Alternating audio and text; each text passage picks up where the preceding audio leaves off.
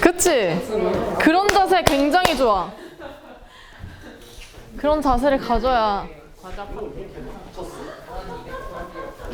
진짜 걔는 심지어 방과후를 1기 때부터 들어온 게 아니라 중간에 들어왔고 여름방학 때부터 들어왔거든? 재능충이었네. 여름방학 때 들어와서 그냥 성적 쭉 올라가지고. 그래, 원래 잘하는 사람이었어. 원래도 좀 똑똑한 애긴 했어.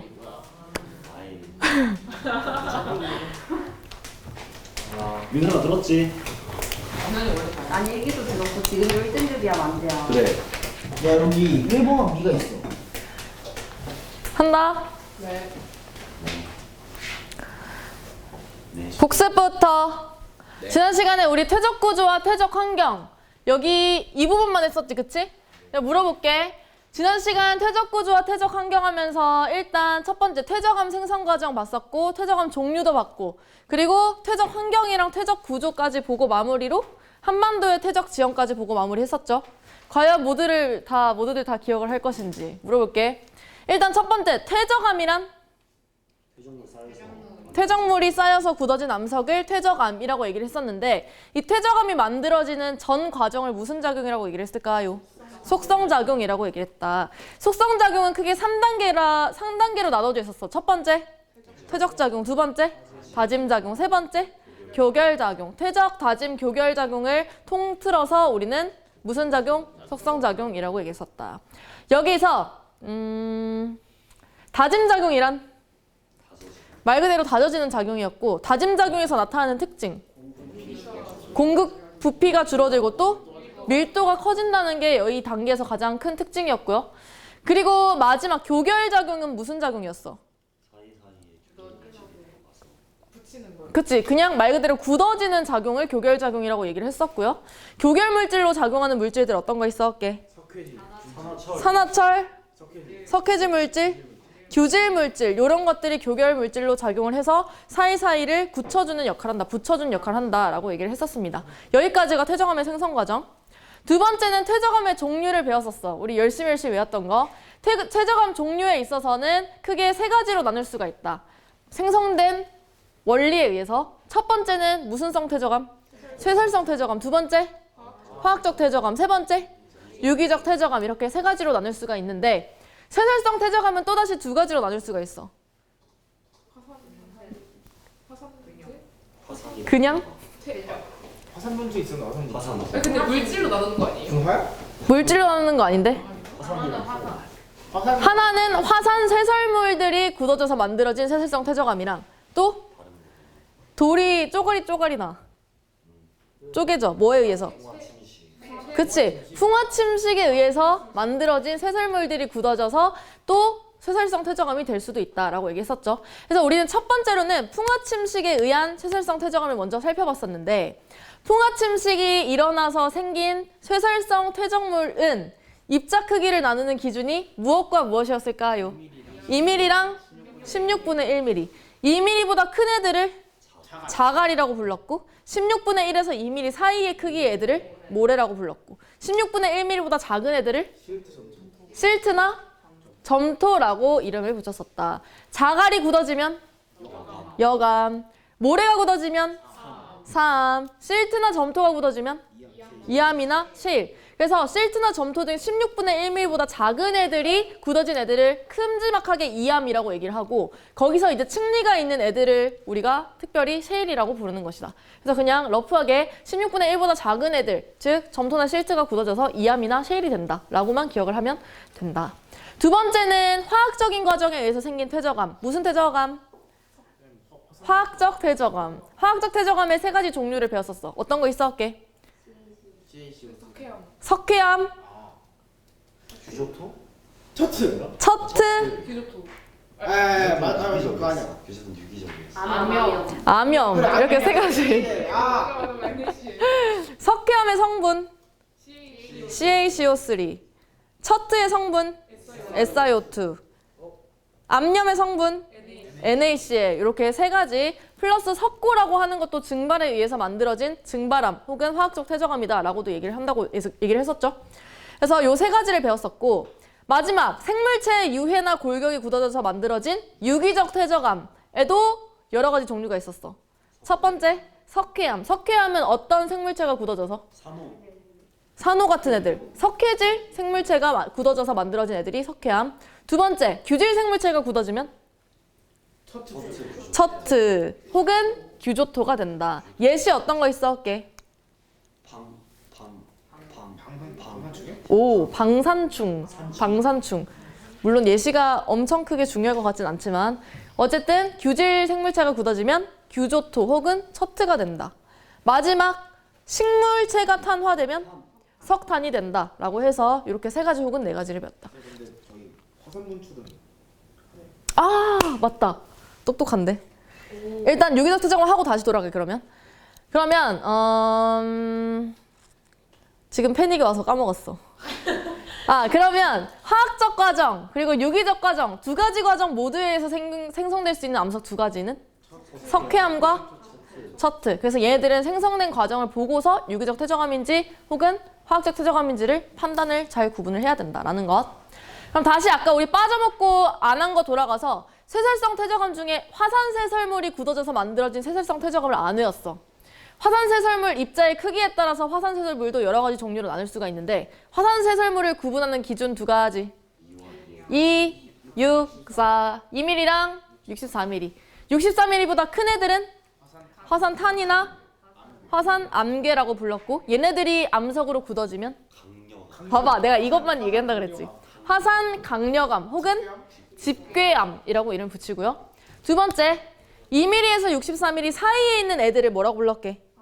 화산력이라고 불렀고요. 화산력이 굳어지면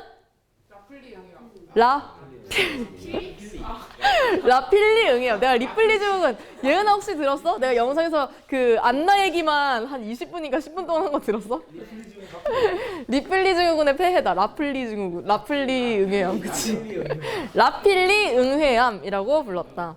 마지막 2mm보다 입자가 작은 화산쇠설물을 뭐라고 부를까요? 화산재라고 부르고 화산재가 굳어지면 응회암이라고 불렀다. 그러고 나서 우리 퇴적 환경 먼저 보고서 퇴적 구조를 살펴봤었거든? 퇴적 환경에는 크게 세 가지 종류가 있어. 첫 번째, 육상 환경. 두 번째, 연안 환경. 마지막, 해양 환경. 해양 환경은 365일 내내 해양 바다 아래에 잠겨있는 애들이 해양 환경이다라고 얘기를 했었죠. 또 물어볼게. 빙하, 육상 환경. 해빈, 연안 환경. 삼각주, 연안 환경. 대륙 사면, 해양 환경. 그러면 강이나 호수, 육상 환경. 선상지, 육상 환경. 사막, 육상 환경. 낚이지 않는데. 마지막, 누구야? 나다. 마지막, 사주나 석호, 연안 환경이라는 거. 안 헷갈리지? 그래서 이렇게 다양한 퇴적 환경에서 퇴적물들이 생성이 될 수가 있는데, 또 퇴적암이 생성이 될 수 있는데, 이런 애들이 이제 퇴적이 되는 과정에서 만들어진 구조를 퇴적 구조라고 얘기를 했었어요. 퇴적 구조를 통해서는 두 가지를 알 수 있다 그랬어. 첫 번째, 퇴적 당시에 환경을 알 수 있고, 두 번째, 지층의 역전 여부를 알 수가 있다. 두 가지를 알 수가 있다고 얘기를 했었어. 그래서 각각의 퇴적 구조를 보면서 얘를 통해서 퇴적 환경이 어떤 환경에서 생성됐는지 혹은 역전은 어떻게 판단하는지라는 것을 아는 것이 중요한데 사측리 같은 경우에는 알 수 있는 정보가 한 가지 더 있었어요. 뭐 있었어? 그치? 뭐가? 물이나 바람이 흘러간 방향을 알 수 있는 애들이었다. 예를 들어서 어떤 사측리를 봤는데 사측리가 이렇게 생겼어. 얘는 물이나 바람이 어느 방향에서 어느 방향으로 흘러간 거야? 오른쪽에서 왼쪽으로 이렇게 흘러갔다고 볼 수가 있겠고 반대로 이렇게 생겼어. 그러면 왼쪽에서 오른쪽으로 퇴적 당시에 물이나 바람이 흘렀구나라는 거 알 수 있겠죠? 그러면 또 한 가지. 만약에 이렇게 생겼어. 그러면 지층이 어떻게 된 거야? 역전됐다고 판단할 수 있겠죠. 사측리에서 지층의 역전을 판단하는 방법은? 넓은 쪽이 위쪽, 좁은 쪽이 아래쪽으로 기본적으로 형성되는데 얘가 뒤집히게 되면 지층이 역전됐구나 라는 걸 알 수 있다고 얘기를 했었죠. 자, 그러면 사측리의 퇴적 환경. 사측리는 주로 어느 환경에서 잘 퇴적된다고 했어? 사막이나? 뭐 얕은 얕은데. 근데는 연훈 아니야? 그치, 얕은 데는 연운이지. 그냥 사막이나 하천 부근에서 이런 사층리가 잘 생겨난다 라고 얘기를 했었죠. 그래서 사층리에서 기억해야 될 특징은 요 세 가지였고요. 두 번째, 점이층리는 뭐였어? 점이층이 무거운 거부터. 입자 크기가 아래쪽이 큰 것부터 시작해서 점점 위로 갈수록 작아진 애들을 점이층리라고 얘기를 했었죠. 점이층리 같은 경우는 어떤 환경에서 주로 생성된다고 얘기를 써올게. 급경사? 깊은 호수나 혹은 심해저 이런 깊은 물이 있는 곳에서 이런 애들이 잘 생긴다고 얘기를 했었고, 얘네를 만들어내는 흐름을 뭐라고 불러올게? 저탕류라고 이 이름을 붙였었다. 여러 가지 입자 크기들이 한데 뭉쳐서 흘러내리는 흐름을 저탕류라고 얘기를 했었죠. 사춘리가 속에서는 수심이 얕은 물밑이라도 포함을 하고 있는데 사층리? 예. 그럼 같이 외워. 수심이 얕은 물 밑에서 사층리가 같이 형성이 될 수 있다. 수심이 얕은 물 밑에서 이제 뭐 그런 거겠지. 물이 흐르는 방향을 얘도 같이 영향을 받으니까 그 과정에서 뭐 생성될 수 있다라고 얘기를 할 수 있겠죠. 굿. 그러면 마지막, 아니다. 점이층리하고 있었지. 점이층리 같은 경우에는 입자 크기가 큰 애들이 어느 쪽에 쌓여 있어? 아래쪽에 쌓여 있어. 근데 어떤 지층을 봤는데 입자 크기가 큰 애들이 위에 있어. 그러면 지층은 역전되었구나라고 이야기를 할 수가 있다는 거. 세 번째, 연흔. 연흔은 뭐야? 물결 자국을 연흔이라고 얘기를 하죠. 물결 자국 같은 경우에는 어디서 잘 생겨? 얕은 수심. 사실 아까 뭐 사층리도 얘기를 하긴 했지만 수심이 얕은 물밑의 대표적인 퇴적 구조는 바로 연흔이라고 생각을 하시면 돼요. 그래서 연흔 같은 경우에 수심이 얕은 물밑에서 잘 생겨나고, 연흔을 어디선가 발견했다라고 한다면 이때 퇴적 당시에 되게 수심이 얕은 물밑이었구나 라는 걸 판단을 하면 되는 거겠죠. 연흔 같은 경우에는 지층의 상하 판단 어떻게 하죠? 뾰족한 쪽이 위쪽을 지시한다라는 거. 그래서 이걸 보고서도 지층 역전 여부를 판단할 수 있다. 마지막, 건열이라고 하는 것은 어떤 환경을 지시해? 굉장히 건조한 환경이었구나라는 걸 지시하고요. 건열 같은 경우에도 지층 단면에서 봤을 때 지층 역전 여부를 어떻게 판단할 수 있어? 뾰족한, 세기의 뾰족한 쪽이 아래쪽을 지시한다라는 것이 건열의 특징이었다. 추가적으로 건열 같은 경우에는 이렇게 땅들이 쩍쩍 갈라지려면 굉장히 입자 크기가 고운 막 셰일이라든지 점토 이런 애들이 물을 많이 포함을 하고 있다가 갑자기 건조한 환경이 되면서 물들이 많이 증발하게 되면 특히나 쩍쩍 갈라지는 이런 구조를 더 잘 보이게 된다라고 얘기할 수 있어요. 오케이? 그리고 또 한 가지 더 배웠지. 지층을 볼 때 우리가 서 있는 이 면은 뭐라고 부른다고? 지층면 혹은 층리면이라고 부르고, 얘를 딱 썰었을 때 그 단면을 보면 거기를 지층 단면이라고 부른다. 그래서 여러 가지 상하 판단을 하기 위해서는 기본적으로 단면을 살펴봐야 된다고 얘기를 했었고, 실제로 단면에서만 관찰할 수 있는 구조가 누구누구였어? 하층리랑 점이층리 두 마리는 거의 단면에서만 주로 잘 관찰된다라는 것. 마지막, 한반도의 퇴적지형. 완전 싫은 거, 그렇지? 물어볼게. 강원도 태백시 구문소 무슨 시대? 고생대.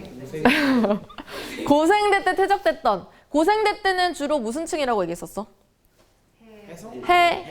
해성층, 바다 아래에서 쌓인 층. 물론 이때 육성층도 일부 있었긴 했지만 주로 해성층이 많고요.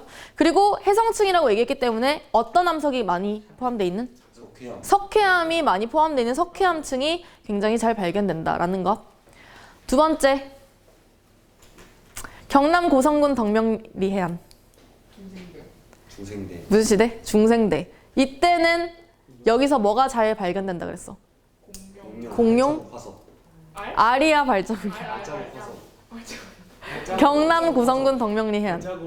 공룡 발자국이 잘 발견된다라고 얘기했었죠.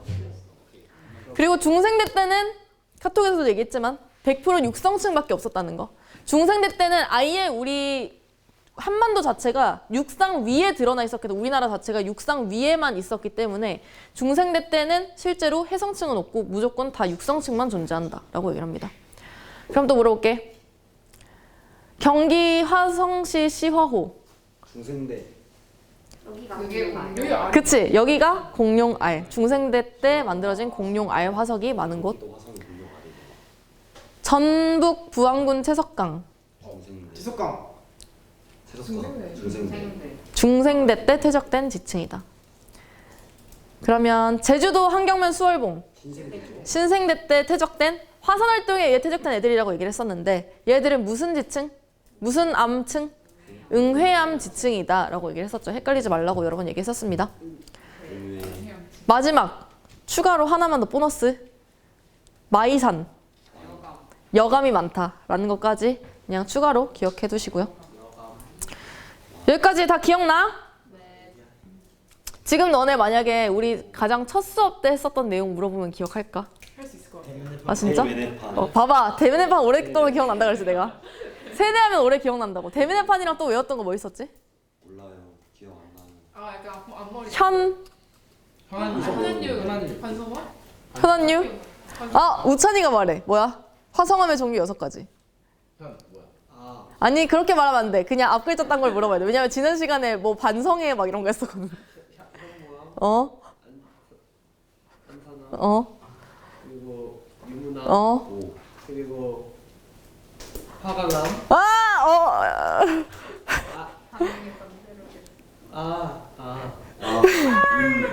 뭐 계속 해봐. 판. 혁이요? 아 반려암 오. 그리고 성로감 성록이야 섬록이야. 석 섬록 그렇지. 섬록암 그리고 성로감 그리고 현무암 현무암이요? 화강 반섬화. 반성 다시 우찬이만 따라해. 현안유 반섬화. 현암유 반성화 그치 현안유다 안유. 현안유 반섬화. 현안유 반섬화 기억하시고요. 너무 어렵다. 어렵다고? 어렵다. 에이. 일단 우리 어쨌든 다음 주에 총정리할 거니까 총정리할 때 너네 머리 쓸 준비 단단히 하고 와. 알겠지? 내가 처음에 배웠던 것부터 끝까지 다 물어볼 거니까. 알겠지? 각오하고 와라. 오늘은 일단 목표는 지질구조부터 지층의 나이까지 하는 것인데 일단 최대한 할 수 있는 곳까지 해보자고. 알겠지? 그리고 지질구조 할 때 애들이 조금 퇴적구조 할 때 오히려 좀 재미없어 했었고 지질구조 할 때는 애들이 그래도 잘 들었던 것 같아요. 왜냐면 지질구조는 또 이미 다들 했던 거고 물론 다 전부 다 했던 내용이긴 하지만 나름 좀 쉬운 내용들이 많아서 지질구조 한번 보도록 할게요.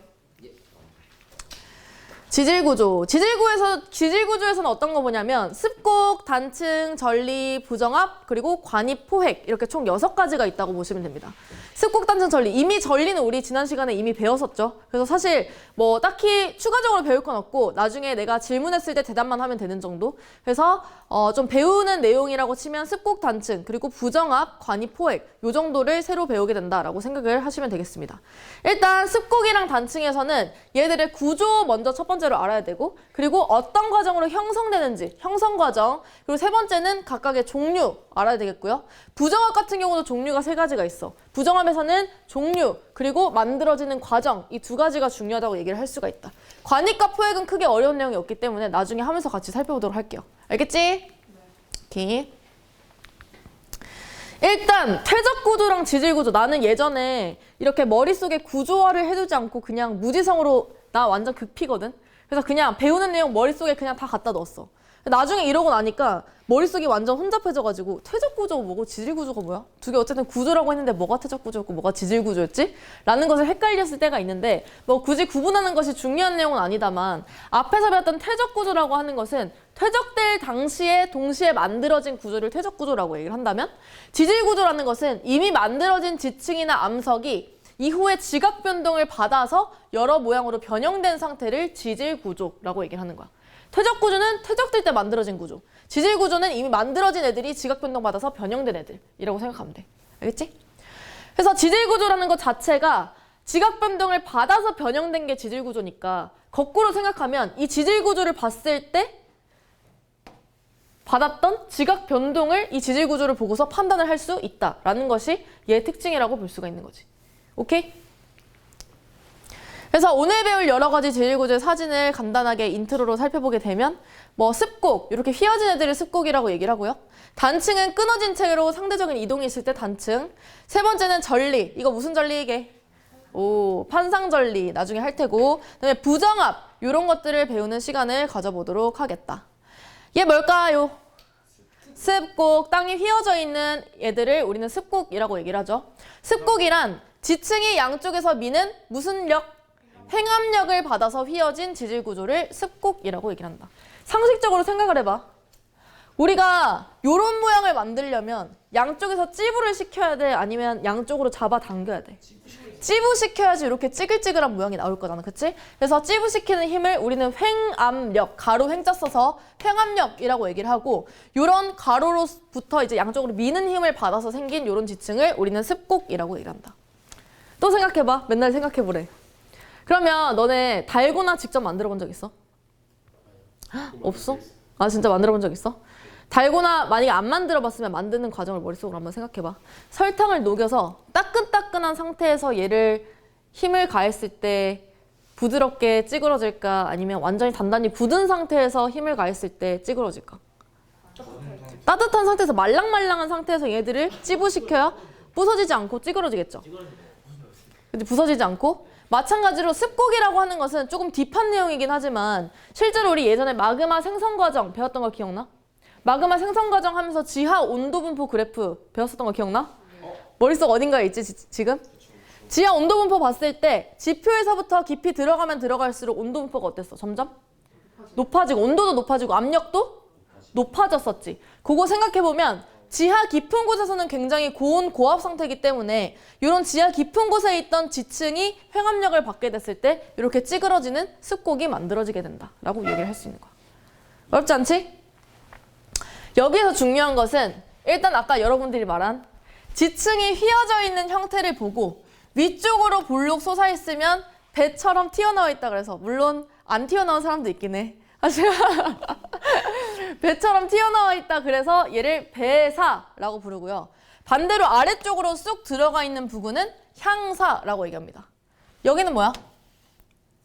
배사. 여기는 향사가 되는 것이지. 일단 첫 번째 요거 기억하시고, 두 번째로는 지층에서 어떤 부분이 나이가 가장 많을까 하는 거야.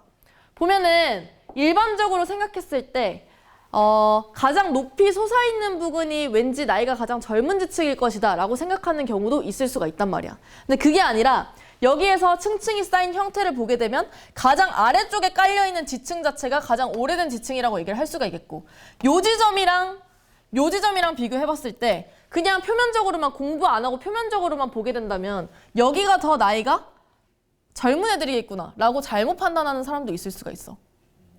오케이? 하지만 실제로 봤을 때는 나이가 가장 젊은 애들은 누구야? A야 B야? B라고 할 수 있는 거야. 여기서부터 차곡차곡 쌓여서 그 위에 이 주황색 층 쌓이고, 그 위에 좀 진한 이 회색 층 쌓이고, 그 위에 연한 회색, 그 위에 요 거칠거칠한 요 회색이 쌓이고 나서야 위에 뭔가 이 황토 색깔의 요 지층이 쌓인 것이기 때문에 단순히 높이를 보고 판단할 것이 아니라 요 지층을 보고서 가장 상부에 쌓여있는 지층이 가장 젊은 지층이다 라고 이야기를 해야 정답으로 얘기를 할 수가 있다는 거. 오케이? 배사랑 향사, 그리고 가장 나이가 젊은 지층과 많은 지층 기억하시고요. 두 번째는 습곡의 구조를 알아야 돼. 습곡이라고 하는 것에서 두 가지 구조는, 첫 번째는 습곡의 축, 두 번째는 습곡축 면이야. 습곡축이라고 하면 뭐일 것 같아, 여기서? 보통 우리 수학할 때 축이라고 하면 어디를 축이라고 해? 그래프에서? 대칭되는 부분, 여기를 축이라고 얘기를 하잖아. 근데 실제로 습곡에서의 축은 여기가 축이야. 여기가 축이야. 이게 축이야. 윗면에 있는 요 부분. 오케이? 그래서 습곡축 중에서 배사가 있는 쪽의 습곡축은 배사축, 향사가 있는 구간에서의 축을 향사축이라고 부릅니다. 여기는 무슨 축? 배사축. 여기는 향사축. 첫 번째가 습곡축이었다면 두 번째는 습곡축면. 습곡축면은 습곡축 부근에서 빡 썰었을 때 나타나는 그 면을 말 그대로 습곡축면이라고 부른다. 배사축을 잘랐을 때 나타나는 습곡축면은 무슨 축면? 배사축면. 향사축을 이렇게 썰었을 때 나타나는 축면은 향사축면이 되는 것이다. 어렵지 않지? 습곡의 구조 살펴봤고요. 세 번째는 습곡의 종류. 습곡의 종류는 습곡 측면이 얼마나 기울어져 있는가에 따라서 습곡을 세 가지의 종류로 구분을 할 수가 있는데, 첫 번째, 습곡 측면이 완전 정직하게 바로 서 있으면 바르게 서 있으니까 바를 정자를 써서 정습곡이라고 불러요. 정습곡. 두 번째, 습곡 측면이 기울어져 있어. 경사져 있어. 그러면 경사져 있기 때문에 그냥 직관적으로 경사습곡이라고 부르는 거야. 세 번째, 측면이 거의 누워 있어. 가로 횡자에 이거 와가 무술 와자게. 와, 이거 뭐야? 무술 와자게? 누울 와자야, 누울 와자. 그래서 가끔 미술에서 그거 알아? 조각상 얘기할 때 누워있는 조각상을 무슨 상이라고 부르게? 와상이라고 불러, 실제로. 와상 얘기하면 또 크로와상 얘기하더라. 크로와상밖에 또 기억 못하지 말고. 그래서 가로로 누워있는 습곡이라고 해서 얘들을 횡와습곡이라고 얘기를 한다. 다시 습곡 측면이 바로 서 있으면 무슨 습곡? 정습곡. 기울어져 있으면 경사습곡. 거의 누워있으면 횡화습곡. 저기 화면은 안 보이겠지만 뒤에 저기에 앞에 꺼내져 있는 저 습곡은 무슨 습곡이야? 경사습곡이라고 얘기할 수 있겠죠? 그러면 너네 보일지 모르겠다. 저기 찬장에 색깔로 알록달록하게 있는 저 여러 가지 지층들 보여? 저기서 3, 4분면에 있는 3, 4분면에 있는 습곡 무슨 습곡? 정습곡이다 라고 얘기할 수 있는 거지. 오케이? 쟤는 습곡 측면에 바로 서 있으니까. 너무 명확하게 잘 얘기해 줬잖아. 3, 4분면. 이과식. 마지막. 그럼 내가 보여줄게. 얘는 무슨 습곡이 이게? 횡화습곡. 얘가 완전 축이 가로로 누워있으니까 얘는 완전 극단적인 횡화습곡이라고 보면 돼. 우리 지층이 역전된다는 거 얘기했을 때 내가 설명해줬나? 어떻게 하면 역전되는 것처럼 보이는지? 거기에 대한 대표적인 예시가 얘라고 볼 수가 있는데 보면은 지금 우리가 살펴봤을 때 가장 위쪽에 가장 젊은 지층, 가장 위에 쌓인 지층은 무슨 색깔의 지층이야? 그치, 주황 색깔의 지층이지. 근데 얘가 쌓였다가 엄청난 습곡 작용으로 인해서 거의 다 누워있어. 그래서 요렇게 휘어지게 된 거야. 근데 얘가 풍화침식에 의해서 위쪽이 썰렸어. 그럼 봐봐. 주황색이랑 회색 지층 비교했을 때 실제로는 누가 가장 오래된 지층이야? 회색 지층인데 여기가 썰려가지고 이 위에 사람이 서 있어, 이렇게. 그럼 이 사람이 봤을 때 가장 아래쪽에 깔린 층은 무슨 층이 돼버리는 거야? 가장 아래. 주황색 층이 돼버리는 거지. 그러면 이 사람이 봤을 때는 그냥 단순하게 지층의 순서만 보게 된다면 내 발 가장 아래쪽에 깔린 지층이 주황색 지층이니까 주황색이 가장 오래됐나? 라고 착각할 수 있겠지. 이것을 구분해주는 게 무슨 구조? 퇴적 구조인 거야. 퇴적 구조의 종류 4가지 뭐뭐 있었어? 하층리, 점이층리, 연흔, 건열. 요 4마리들이 여기서 봤을 때 예를 들어서 우리가 건열을 봤는데 쐐기 모양이 요렇게 형성돼 있는 거야. 뾰족뾰족한 게 위로 올라와 있는 거야. 그러면 얘가 내 발 가장 아래쪽에 있어서 가장 오래된 지층인 줄 알았는데 실제로 퇴적 구조를 보고서 쐐기 모양이 거꾸로 있다는 것을 알고 얘는 오래된 지층이 아니라 실제로 지층이 어떻게 된 거구나. 역전이 된 거구나. 가장 젊은 지층이었구나 라는 걸 판단할 수 있다는 거지. 나머지 4가지 구조도 마찬가지. 3가지 구조도 마찬가지로. 오케이? 그럼 다시 물어볼게. 여기서 여기를 무슨 축? 습곡축이라고 부르고 얘를 썰면 습곡축 면이라고 한다. 그럼 만약에 습곡이 이렇게 생긴 애가 있다고 가정을 해봐.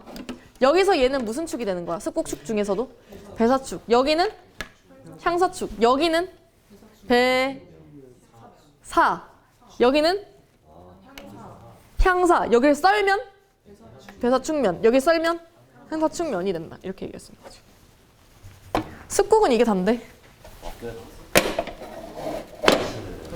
별거 없지? 이거 뭘까요? 정습곡 말고 배사. 여기는 향사. 여기는 배사. 여기는 배사. 여기는 향사. 여기는 향사. 배사, 향사 구분하는 거 어렵지 않죠? 그러면 나 한 가지 질문해 볼게. 맨날 질문해. 한 가지만 질문할 거 아닌데, 그치? 내가 또 예술적으로 그림을 한번 그려볼게. 슈. 야, 비웃지 마.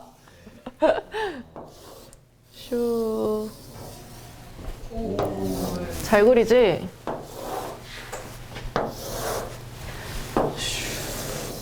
나 약간 화가 같지 않아? 예술 다리에 그립을 이용해가지고 그립이 아니라 그 뭐라 바운드라 그러나? 봐봐. 헷갈릴 것이다.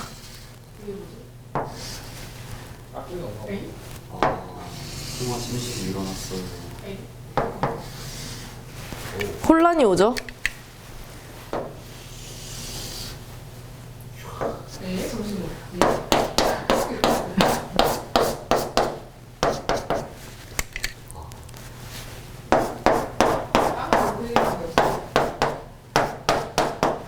자, 질문 들어갑니다. 1번, 2번.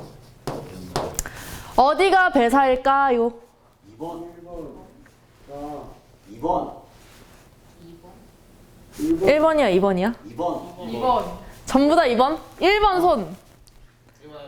사실 여기 1번. 2픽, 3픽, 3명? 2번 손. 2번. 정답은 정답은 2번. 2번입니다. 봐봐. 습곡이라고 하는 것은 지층이 휘어진 거라 그랬지. 여기서의 지층은 얘네들이야. 이 위에 있는 요 지형은 사실 깎여서 이런 모양이 만들어질 수도 있는 거잖아. 그래서 이 위에 있는 형태를 보고 판단하면 되는 것이 아니라 이 지층이 어디로 휘어져 있는가를 보고 아, 지층이 아래로 굽어 있는 곳 1번이 향사구나. 지층이 위쪽으로 볼록 솟아있는 2번이 배사구나 라고 판단을 해야 된다는 거. 오케이? 헷갈리면 안 돼. 재밌는 질문이었지? 그치?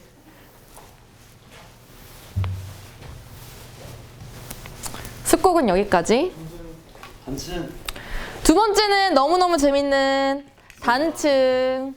단층이라고 하는 것은 지층이 힘을 받아서 끊어지면서 그 끊어진 양쪽 지층이 상대적으로 이동했을 때 그 지질 구조를 단층이라고 해. 여기서 이동이란 말을 왜 하냐면 단순히 끊어져가지고 균열이나 틈이 생겨 있잖아. 그냥 이동 없이 틈이나 균열만 생겨 있으면 걔는 뭐라고 부를까? 그냥 단층이라 안 부르지 않을까요? 단층이라고 안 부르고 뭐라고 부르게? 근데 보조형 경계도 아니죠? 들어본 적도 없는데. 그치, 보존형 경계도 어쨌든 움직임이 있어야 보존형 경계가 되는 거니까. 끊어져 있어요. 균열? 끊어져 있어요? 전리라고 불러. 아 그게 저. 왜요? 그냥 단순히 전리라고 하는 것 자체가 틈이나 균열을 전리라고 부르는 거야. 이 다음에 할 텐데 나름 참신하지 않아? 아니야? 그래서 지층이 힘받아서 상대적으로 이동이 있을 때, 끊어진 이후에 이동이 있을 때 끊어질 단자에 우리 지층할 때 층자 써서 단층이라고 얘기를 한다. 이 단층의 형성 과정을 알기 위해서는 작용하는 힘 세 가지를 우리가 먼저 알고 있어야 돼. 일단 우리 이미 한 거 힘 하나 있어. 습곡작용 생길 때 만들어지는 힘. 습곡작용을 만들어내는 힘. 횡압력. 양쪽에서 찌부시키는 힘이 횡압력이라고 얘기를 한다면 양쪽으로 잡아당기는 힘은 뭘까요? 장력이라고 얘기를 하고요. 반대로 수평적으로 비틀어지는 힘. 얘를 이름이 좀 어렵지만 전단력이라고 얘기합니다. 무슨 력? 전단력이라고 얘기를 한다. 그래서 단층은 아까 습곡과는 다르게 습곡은 휘어지는 애들이었다면 단층은 끊어지는 애들이잖아. 그렇게 생각을 했을 때 단층은 주로 지각 상부의 저온 저압의 환경에서 이런 힘들을 받게 됐을 때 끊어져서 만들어지는 게 단층이다 라고 얘기를 할 수가 있어요. 단층의 구조 먼저 살펴보면 이렇게 끊어진 단층 면을 기준으로 이 단층면을 덮고 있으면 무슨 반? 상반. 단층면 아래에 깔려 있으면 하반. 상반신, 하반신 할 때처럼 여기를 위로 덮고 있으면 상반, 아래쪽에 깔려 있으면 하반이다 라고 얘기를 합니다. 요거 헷갈리는 사람들 되게 많을 수도 있는데 이따가 내가 질문하면서 물어볼게. 알겠지? 단층의 종류는 세 가지가 있다. 첫 번째는 정단층, 두 번째는 역단층, 세 번째는 주향이동 단층. 다시 단층의 종류 세 가지 뭐뭐 있다고? 정단층, 역단층, 주향이동 단층 세 가지가 있습니다. 자, 여기 끊어져 있어. 얘 무슨 반? 상반. 얘는 하반. 이 끊어진 면을 덮고 있으니까 얘가 상반이겠죠? 근데 지금 보면 상반이 무슨 힘을 받았어? 장력을 받았어. 양쪽에서 당기는 힘에 의해서 땅이 빡 끊어졌단 말이야. 그러면 얘를 미끄럼틀이라고 생각했을 때 이 중력에 의해서 얘 같은 경우 자연스럽게 미끄럼틀 타고 슈르륵 미끄러져 내려오겠죠. 요런 단층이 정단층. 내가 기억하는 방식이야. 그냥 중력에 의해서 자연스럽게 내려오는 것이 정상적인 상황이니까 이게 정단층이다 라고 나는 생각을 해. 받아들여지면 그대로 기억하고 혹시나 안 받아들여지면 너네 마음의 방식대로 기억해. 알겠지? 상반이 내려온 게 정단층. 반대로 역단층은 이 미끄럼틀을 거슬러 올라가야 돼. 그러면 당기는 힘만으로 거슬러 올라갈 수 있어? 안 되지. 얘 같은 경우는 앞에 정단층과는 다르게 양쪽에서 밀어주는 힘이 무슨 힘? 횡압력이 작용을 해야 미끄럼틀을 거슬러 올라갈 수 있는 거야. 그래서 거슬러 올라간 애들을 정단층과 반대된다는 의미로 역단층이라고 얘기를 하고요. 얘 마찬가지. 얘 무슨 반? 상반. 얘는 하반. 상반이 지금 올라가 있어, 내려가 있어? 올라가 있어. 상반이 올라가 있으면 역단층이다 라고 얘기를 할 수가 있습니다.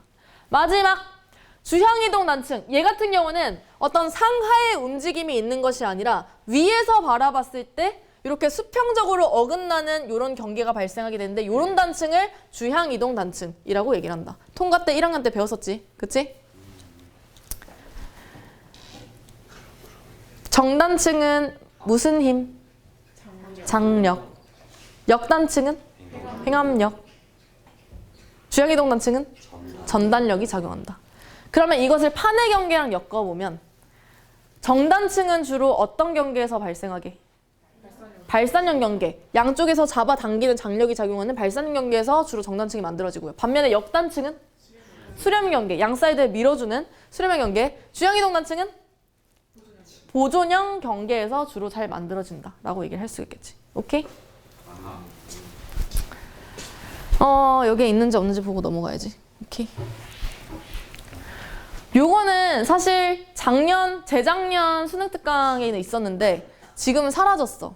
근데 이거는 사실 이렇게 여러 가지 단층들이 모여있는 상태에서 위로 올라와 있고 내려가 있고에 따라서 이렇게 이름을 다르게 붙이는데 요거는 혹시나 문제를 풀다가 나오면 그때 다시 한번 살펴볼게. 알겠지? 자, 이제 어려운 사진 나왔죠. 사실 얘 같은 경우는 교과서에서는 그냥 위에서 바라본 모양이거든. 사실 이거를 다 주고 나서 위에서 바라본 그림인지 아니면 단층 면을 보여준 그림인지 단층 면이래. 지층 단면을 보여준 건지에 따라서 얘가 주향이동 단층이 될 수도 있고 그 다음에 뭐 정단층, 역단층이 될 수도 있다는 것은 이해해? 내가 무슨 말 하는지? 얘는 실제로 위에서 항공샷으로 바라본 그림이 얘 그림이라서 얘는 교과서에서는 사실 주향이동 단층의 예시로 나온 거긴 한데 그냥 그것을 생각하지 말고 이 모든 것들이 전부 다 지층 단면에서 바라본 그림이라고 생각하고 한번 문제를 풀어보자고. 알겠지? 일단 쉬운 거부터 물어볼게. 얘 무슨 단층? 역단층. 보면은 이 단층 같은 경우도 무조건 지층을 기준으로 생각을 해야 돼. 그냥 우리가 눈으로 보이는 게 아니라 논리적으로 지층을 기반으로 해서 생각을 해야 된다는 거야. 보면 이렇게 끊어져 있고요. 동일한 지층을 연결을 해보면 이렇게 생겼죠. 이렇게 돼 있으니까 A는 상반, 하반, B는 상반. 상반이 올라가 있죠. 이거는 무슨 단층? 역단층. 무슨 힘 작용했어요? 횡압력이 작용했다. 그러면 두 번째 이렇게 끊겨 있죠. 얘랑 같은 지층이라고 가정을 해보면 얘 무슨 단층? 정단층. A, B 상반 어디? A 하반? B가 되겠죠. 상반이 어떻게 돼 있어? 내려가 있기 때문에 얘는 무슨 단층? 정단층. 무슨 힘? 장력이 작용한 정단층이다. 이것도 가볼게요. 이렇게 끊어져 있어. 여기랑 동일한 지층. 얘 무슨 단층? 정단층. 상반이 어디야? 왼쪽, 오른쪽? 오른쪽이 상반이니까 상반이 지금 내려가 있죠. 그럼 얘는 정단층. 무슨 힘? 장력이 작용해서 나타난 정단층이다. 여기 끊어볼게요. 여기랑 동일한 지층. 얘 무슨 단층? 얘도 정단층. 무슨 힘? 장력이 작용했다. 얘는 너무 복잡하니까 일단 넘어가 볼게. 얘는 어떻게 판단해야 돼? 얘가 만약에 지층 단면을 보고서 나타난 그림이라고 가정한다면. 근데 같은 색깔을 정단층. 그럼 내가 힌트를 줄게. 일단 여기가 끊겨져 있고요. 슝. 그리고 이렇게 내가 좀 이렇게 라고 가정해볼게. 오른쪽에 상관이 지 왼쪽에 상관이. 근데 이거 괜찮아. 이렇게 했으면 단체. 그럼 역단층 아니에요? 그치 그치. 뭘까요? 역단층이야 정단층이야? 이것은 바로 주양 이동 단층. 지층 단면이라고 가정을 한다면. 정단층이 3개가 나왔고 역단층이 하나밖에 이상한 걸로 찍지 말라고. 봐봐. 너네 사람 그려가지고 상반 하반 구분하는 거 알아? 보여줄게.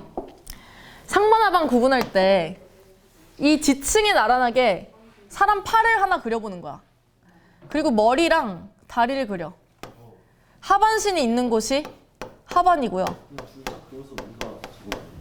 머리통이 있는 곳이 상반이에요. 상반신, 하반신. 그럼 이걸 여기에 그대로 적용을 해보는 거야. 팔을 지층에 나란하게 슉 그려보는 거야. 물론 얘가 그림 자체가 나란하진 않지만 얘를 조금 과장해서 그려볼게. 사실 얘는 구분을 하기가 어려운데 과장해서 그려보면 슝, 슝, 슝, 슝. 여기가 무슨 반? 하반. 여기가 상반이 되는 거겠죠. 만약에 위쪽으로 갈수록 새로운 뉴 지층이 생겼다고 가정을 했을 때. 물론 아래쪽이 지층이라도 뒤집혀도 어쨌든 정단층인 애들은 거꾸로 뒤집혀도 정단층, 역단층 애들은 거꾸로 뒤집혀도 역단층이라서 이게 의미가 없긴 해 사실. 그러면 상반이 어떻게 된 상태? 내려가 있는 상태야. 그럼 얘는 무슨 단층이 되는 거야? 정단층이 되는 거야. 실상 이 그림은 좀 애매해서 내가 좀 억지스럽게 그림을 그린 거긴 한데 예를 들어서 좀 더 극단적으로 그림 그려줘 볼까? 여기 그릴게. 극단적으로 그렸을 때 어떤 지층이 딱 바라봤는데 이렇게 썰려 있어. 근데 지층이 이렇게 생긴 거야. 너무 극단적이다. 이렇게. 너무 극단적이다. 얘는 무슨 단층일까요? 정단층이네요 이거. 정단층이라고 얘기하는데 여기서도 마찬가지로 팔 그려놓고 팔뚝 그려놓고 머리통, 다리통 그려보면 여기가 무슨 반? 하반. 여기가 상반이 되는 거겠죠. 그럼 지금 보면 상반이 밑으로 내려왔으니까 얘는 무슨 단층? 정단층이다 라고 얘기를 해야 되지. 이걸 모르는 상태에서 봤을 때는 그냥 지층 단면 위에 있는 게 상반이라고 하지 않았나? 얘가 상반이네? 상반이 올라가 있네? 그러면 얘는 역단층이 있구나 라고 잘못 판단을 할 수도 있다는 거야. 근데 실상 얘는 어떻게 된 그림이냐면 원래라면 얘가 얘를 슉 돌린다고 가정을 해봐. 그러면 요렇게 썰려 있는 거고. 그치? 그리고 지층이 요렇게 형성돼 있는 거야. 이해돼? 이렇게 보면 누가 봐도 얘가 상반, 얘가 하반이죠. 상반이 내려가 있으니까 얘는 정단층이라고 얘기를 해야 되는 거야. 그래서 무조건 지층을 기준으로 그림을 보고 판단을 해야 된다라는 거 까먹으면 안 돼. 알겠지? 단층도 어렵게 나오려면 어렵게 나올 수 있어.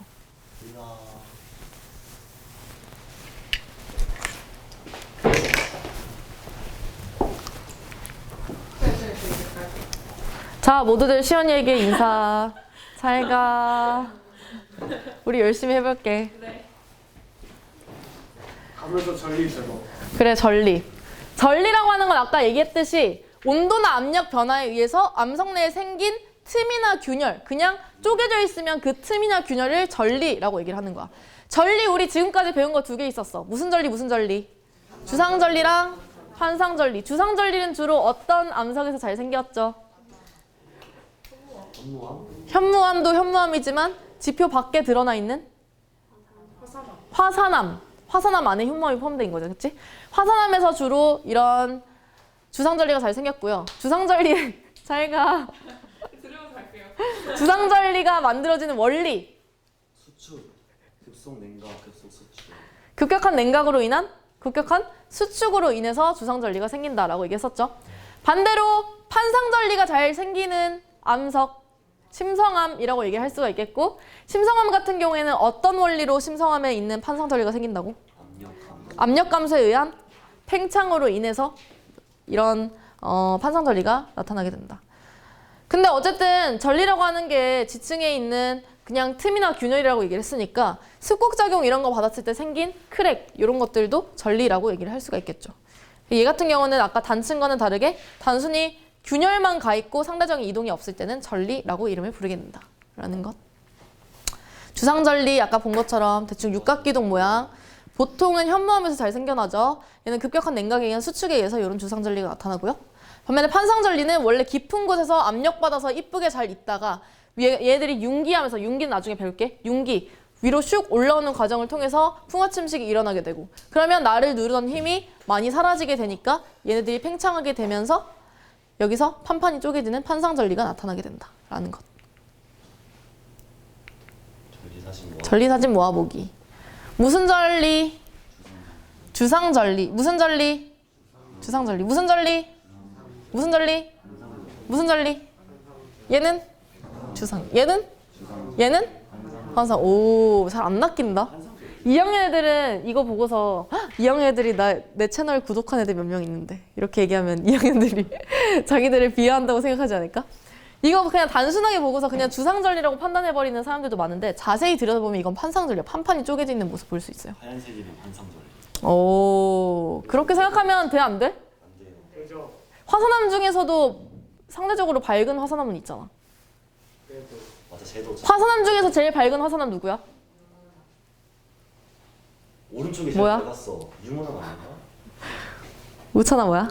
CIO. SIOT로 알아보고 싶은 거지? 제일 많은 아이. 오, 누군데? 현안유라고 했었잖아. 그치, 유문암이지, 유문암. 그래, 내가 방금 말했잖아. 그랬었냐? 그래, 그랬었어. 자, 잠깐 쉬어가는 타임. 지질 구조를 조사하면 과거에 일어났던 뭘 알 수 있다? 지각 변동을 알 수 있다라는 것. 두 번째, 단층. 첫 번째 거 무슨 단층? 정단층. 얘는? 역단층. 얘는? 무슨 힘 작용? 장력. 얘는? 횡압력. 얘는? 전단력이 작용했다라는 것까지. 와. 잠깐 쉴까? 1분? 1분. 아, 5분 쉬면 안 돼. 보시면 안 돼요. 빨리 2분만 쉬어, 2분. 빨리 가야 돼요. 배고프다. 우성합. 부정아. 부정함 너무 재밌겠다. 윤기하고 침식하고 다시 내려가는 게 뭐였지? 침감. 쌤, 응? 혹시 2학년 태환이라는 애 아세요? 어. 박태환? 얘가 선생님을 엄청 되게 좋아하시더라고요. 좋아하더라고요. 어, 진짜? 태환이가? 나를? 바다의 왕자가 있어 우리 이야기. 뭐라면서? 바다의 왕자요? 이렇게 말했는데 박태환이 바다에서 쓰요. 선생님 수업 시간 언제 끝나냐고 노래 물어보고 내 수업 시간 언제 끝나냐고 물어봤다고? 네. 방과 후?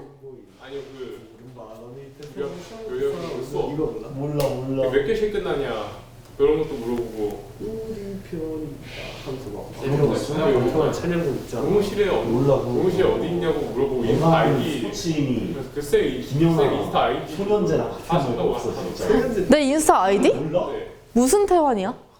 그런 사람 너무 유명하잖아. 왜 여기 태환이라고 적혀 아, 진짜? 네가 많은 사람들도 너무 유명하다고. 소년제 몰라? 선생님 몰라? 아 그래 이거 던져가서 받는 사람. 그래 기억났다. 우리 학년에도 손 아 쌤. 응? 그 보니까 지구과학실에 놀러 가려고 하는데 쌤이 불편하냐고 묻고 있던데 이거. 태환이가? 네. 아니, 안 불편한데. 어? 저녁을 못 먹어요. 욕 먹는다고? 저녁을 뭘 먹어요? 아, 저녁? 삼겹살. 삼겹살이요? 어. 학원에서 먹어요. 삼겹살 시켜 먹었어. 햄버거 하나 시켜 먹어 이거가. 아, 햄버거도 나쁘지 않다. 그래. 아니면 밥 이런 거 먹어, 비빔밥. 너 햄버거밖에 안 먹잖아. 돈가스 어때 돈가스? 돈가스도 맛있겠다. 야, 햄버거 이거 어떠냐? 이거 학원 무슨데? 아, 미국 시키는 아 이렇게 돈가스 햄버거. 오늘 누가 나 옷 보고 마이클 잭슨 같다 그랬어. 갑자기 몰라. 마이클 쌤 오늘 마이클 잭슨이라고 얘기했어. 잭슨 저런 거 쓴다고? 정장 스타일이라 그런가? 아 해볼게. 화목한 지구가 한다. 부정합. 다음으로 할 것은 부정합. 부정합이라고 하는 것은 인접한 상하 지층 사이에 엄청나게 큰 시간 차이가 있을 때 이것을 부정합이라고 얘기한다.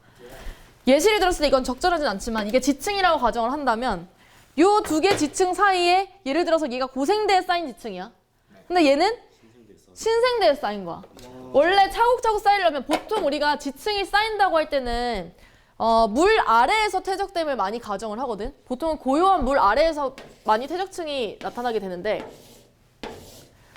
사실 이쁘게 잘 쌓이려면 우리는 이미 카모실 대석패 알고 있어 몰라? 봐봐, 이것도 너네는 나중에 나의 교육을 받게 될 것이야. 알겠지?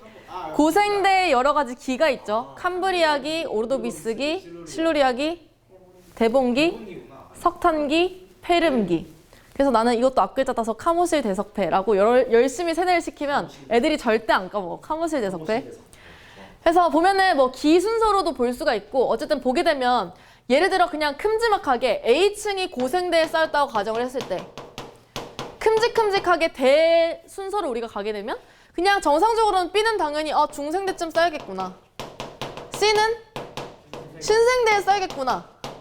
얘들이 물 아래에 계속 있었다면 이렇게 순차적으로 나이에 맞게 층들이 점점 분포를 할 거 아니야. 근데 어떤 지층을 봤더니 고생대층 위에 중생대층이 없고 갑자기 뚱딴지같이 신생대층이 빡 쌓여 있는 거야. 요렇게. 중생대 어디 갔어?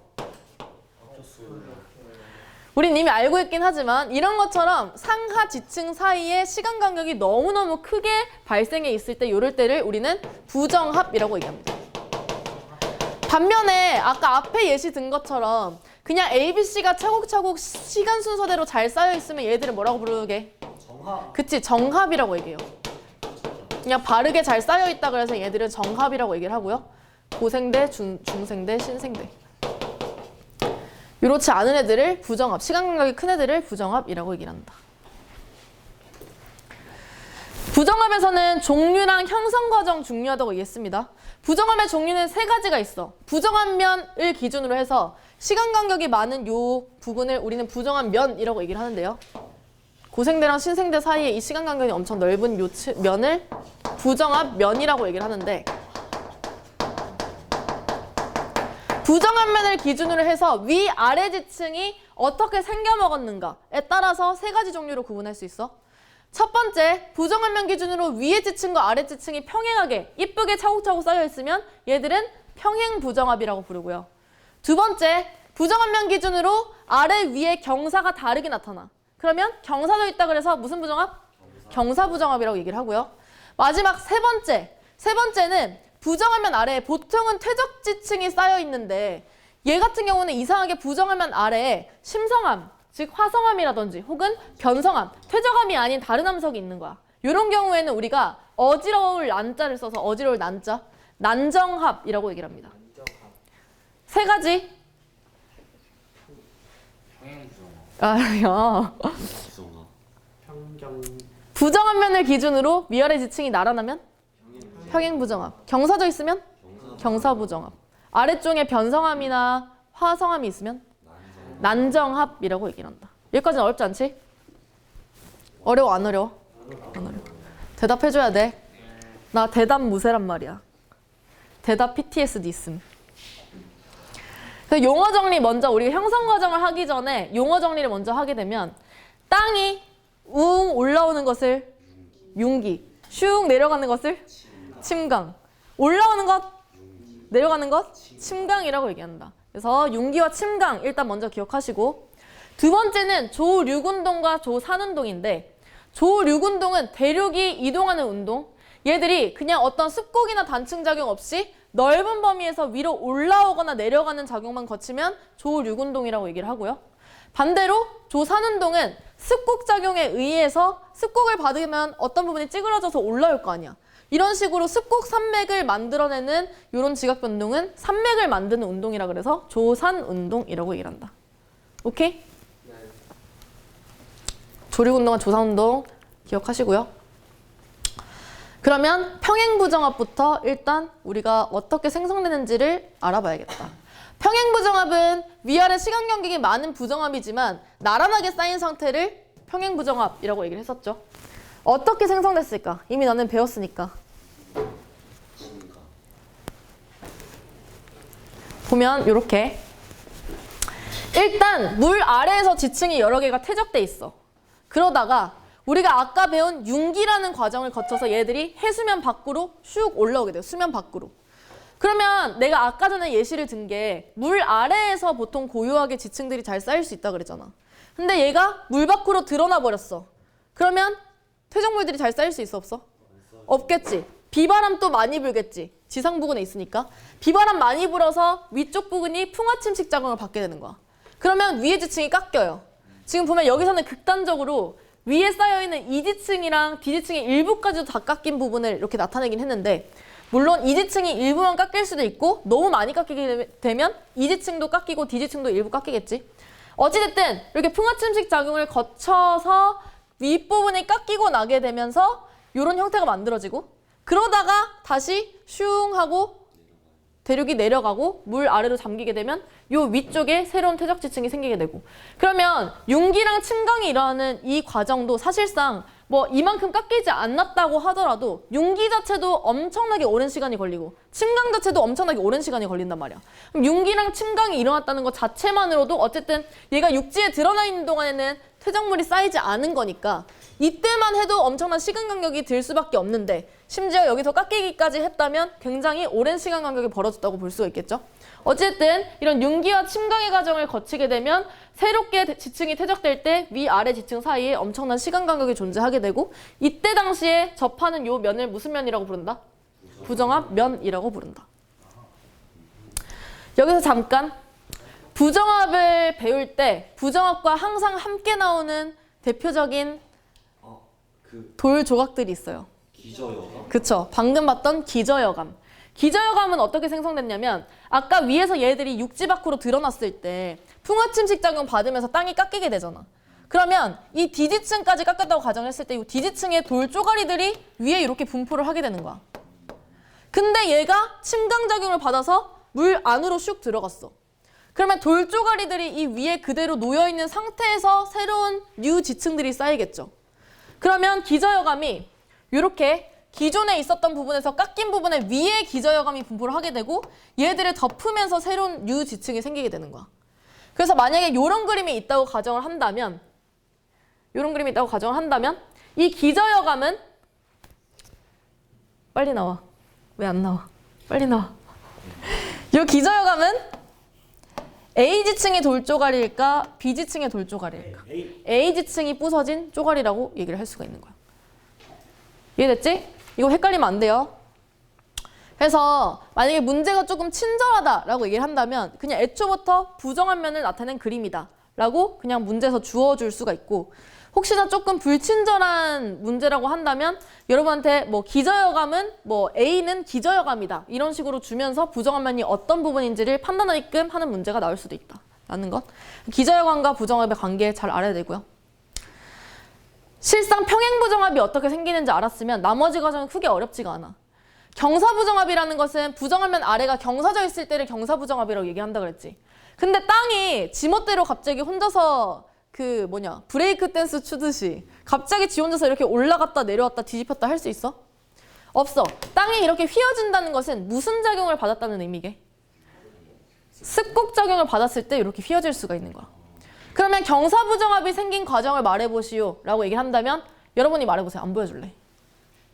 일단 기본적으로 퇴적이 이루어져야 되고 그 다음에 습곡작용을 받으면서 습곡작용을 받으면 위로 솟아오르는 부분이 생기겠지. 어쨌든 땅이 올라오는 것을 무슨 기? 융기라고 했으니까 습곡작용 받으면서 땅이 융기가 돼요. 그러면 그 융기된 부분은 수면 위로 드러났겠지?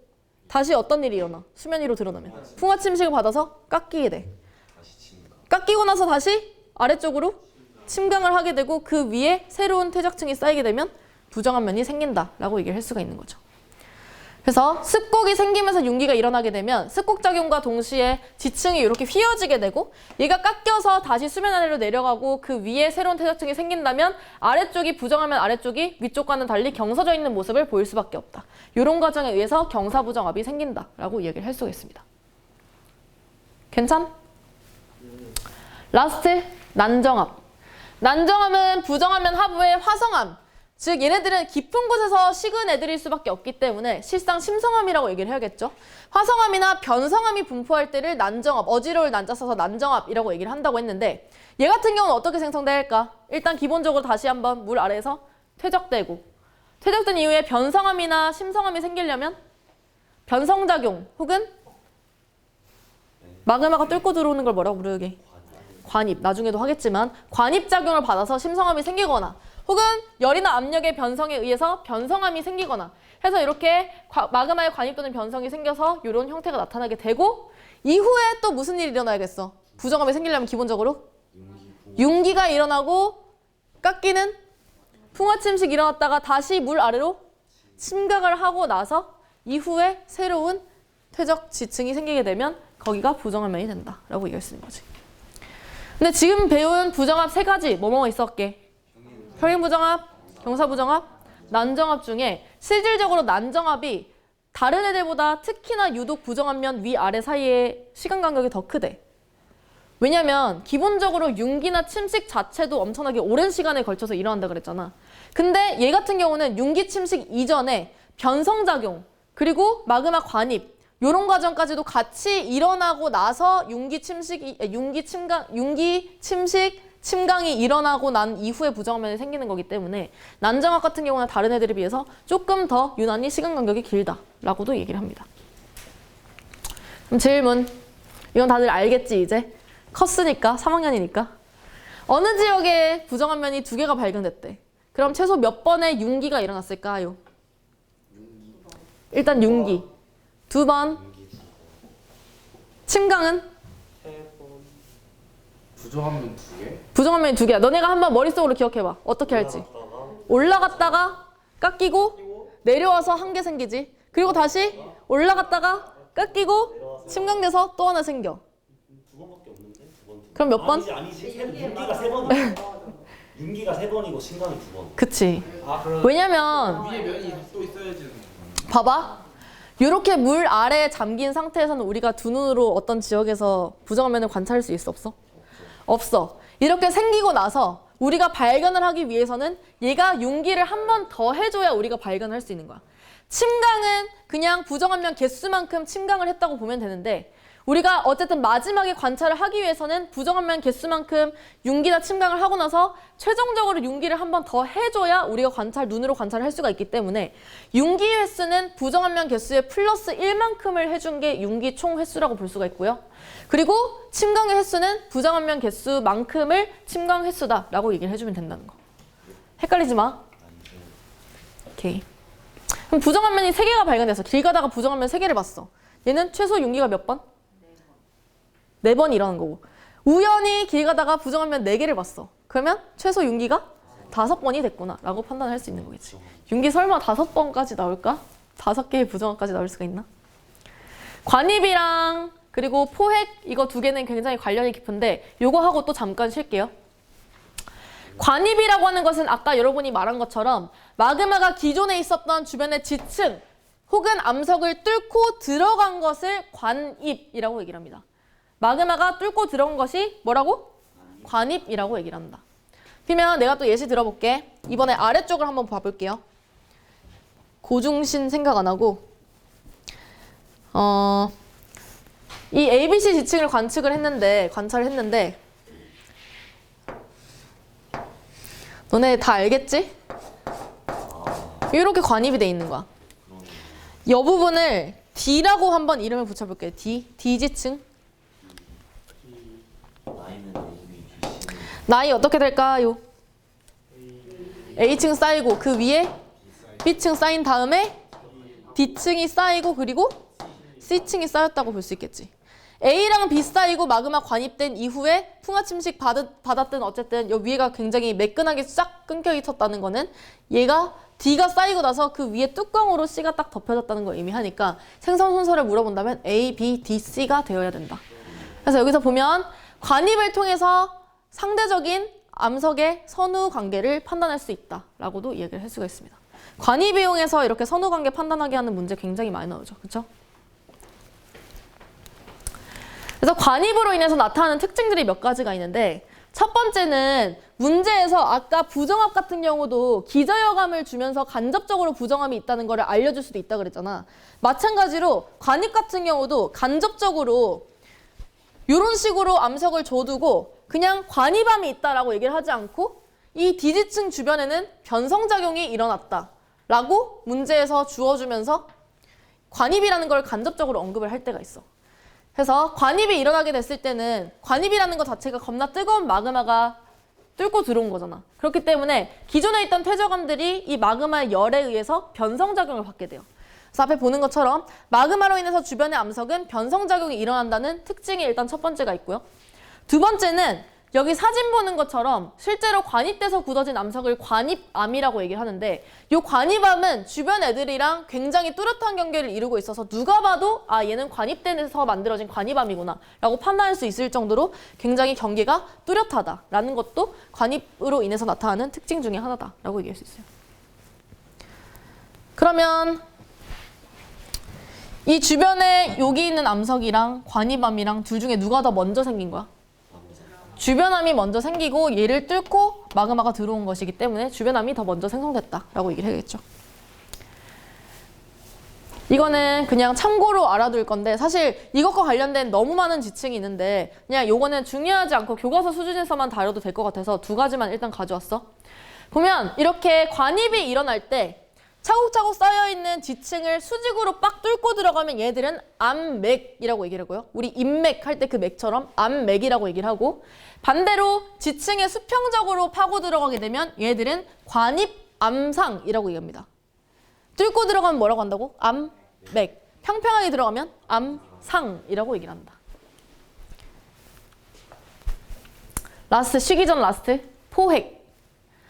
포획이라고 하는 건 관입이랑 굉장히 관련이 깊은데 관입이 될 때 주변 지층을 얘가 슉 하고 가지고 들어가는 것을 포획이라고 얘기를 해요.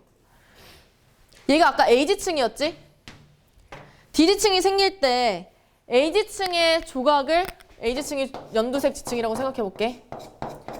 얘가 깔끔하게 D가 확 뚫고 들어가는 게 아니라 뚫고 들어가는 과정에서 A지층의 일부 조각을 품고 들어가는 거야. 요 품어져 있는 요 암석을 무슨 암? 포획암이라고 얘기를 하고요.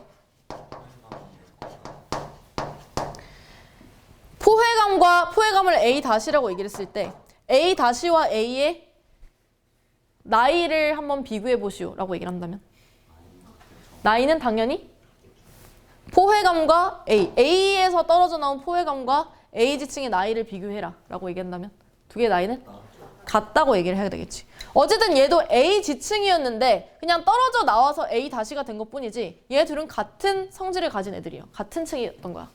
이해됐어? 그러면 관입된 관입암이랑 포획암의 생성 순서를 비교해 보시오 라고 얘기를 한다면 포획암이 먼저 생긴 애들이고 얘들이 이미 생겨 있다가 거기를 뚫고서 관입암이 들어온 거기 때문에 포획암이 나이가 더 많고 그 다음에 관입이 돼서 관입암이 생겼다라고 얘기해야 됩니다.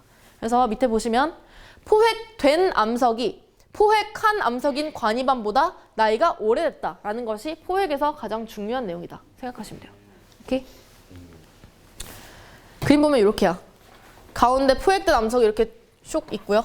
주변을 둘러싸고 있는 요 애들이 바로 마그마가 굳어져서 만들어진 애들이다. 둘 중에 나이가 누가 더 많다고? 포획암이 나이가 더 많다라는 것도 같이 기억을 하시고요. 이건 별로 중요한 건 아닌데 실제로 이렇게 우리 멘틀 물질이 녹으면 무슨 암질 마그마 만들어진다 그랬지? 현무암질 마그마 만들어진다 그랬잖아. 현무암질 마그마가 실제로 만들어져 멘틀 쪽에서 만들어져서 상승하는 과정에서 미처 녹지 못한 멘틀 조각들을 같이 딸고 올라오는 경우가 있어. 이런 애들을 멘틀 포획암이라고 얘기를 하는데 실제로 우리 땅을 최대로 깊이로 파도 멘틀까지 지금 아직까지도 못 팠거든? 엄청 일부분밖에 못 봤는데 어떻게 멘틀 물질이 실제로 감람암질 암석으로 구성됐다는 것을 알았는가라고 한다면 이런 멘틀 포획암이라고 하는 것들로 인해서 야 여기에 와 있는 이 현무암에 지금 멘틀 물질 포함되어 있는 것 같은데 이 성분 조사해보자. 아, 이 멘틀 물질은 감람암질 암석으로 구성돼 있구나 라는 과정을 거쳐서 멘틀의 성분을 파악할 수 있게 되었다라는 거. 그냥 살짝 교양 정도로 알아도 알겠지? 갑자기 멘틀이 감람암질 암석이라는 게 나와서 물어보는 건데 대륙지각은 주로 무슨 암질 암석으로 구성돼 있어? 대륙지각 무슨 암질? 화강암. 화강암질 암석으로 구성돼 있고요. 반면에 해양지각은 현무암. 현무암질 암석으로 구성돼 있다. 이것도 막간을 이용해서 잠시 기억해도 알겠지? 여기까지 하고 잠깐 쉬자. 10분까지인데 우리 쉬어서 어떻게 점점 진도가 늦춰지는데? 다음 주 수요일 하잖아요. 수요일도 하는데 안 돼. 아 근데 이건 쉽다. 55분까지 하고 이것도 이제 나의 암기 법칙을 따르면 암기만 하면 사실 끝나는 거야. 절대 연령은 못 한다고 해도 상대 연령, 절대 연령 전까지만 해도 솔직히 선방한 거라고 생각하거든.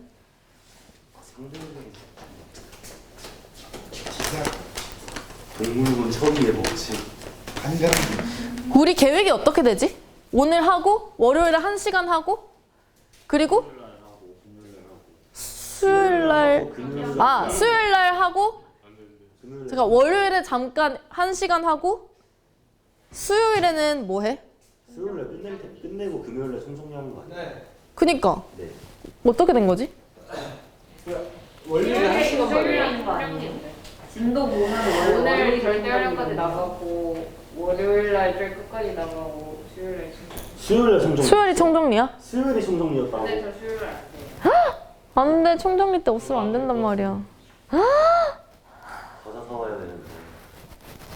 원래 이거 가져가. 이거 안 돼. 응? 진짜 총정리지. 원래는 월요일이 되는 아 배고프다. 우와. 아 원래는 월요일인데 내가 월요일에 회의 때문에 1시간 늦춰져가지고 수요일에 보충하기로 했었지. 약점이구만. 원래 계획표 딱 올라온 돼. 응. 4월 15일 월요일에 무채지고 총정리를 한다고 써있어요. 그게 다음 주 월요일이네. 개 무섭지. 그래서 이거를 수요일로 맞네. 월요일에 끝내는 맞네. 오늘 지칭에 나이까지 하고 월요일에 지질 시대를 하고 맞아. 수요일에 총정리를 하는 계획이었는데 맞아. 밀리고 있어. 근데 월요일 어떻게 끝나서 근데 쌤이 내가 그 회의 있어가지고 내가 4시 10분에 끝나. 교직원 회의가 있어서.